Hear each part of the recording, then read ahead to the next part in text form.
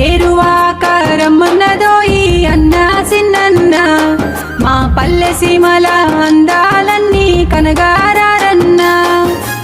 ఏరువాక రమ్మన్నదోయి అన్న సిన్నన్న మా పల్లె సీమల అందాలన్నీ కనగారన్నా